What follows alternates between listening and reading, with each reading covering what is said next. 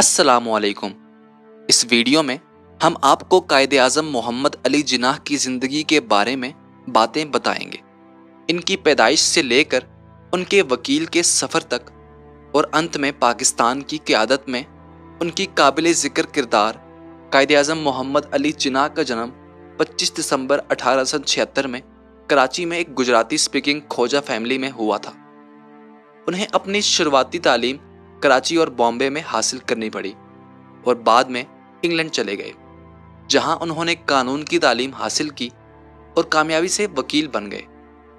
1913 में उन्होंने all India Muslim league में शामिल होकर एक वतन की तहरीक की खातिर आगे बढ़े और पाकिस्तान की इक़दामात के लिए कामयाबी हासिल की।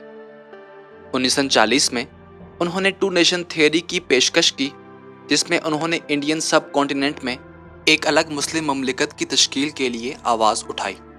14 अगस्त 1947 को पाकिस्तान एक आज़ाद ममलिकत बन गया और मोहम्मद अली जिन्नाह उसके पहले गवर्नर जनरल बने।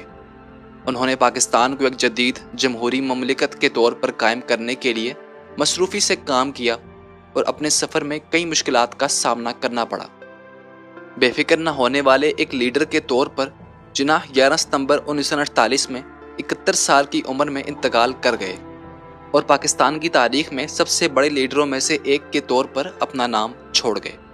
फिर इसी के साथ आज की वीडियो का इख्तिताम करते हैं। उम्मीद है आपको आज की वीडियो पसंद आई होगी।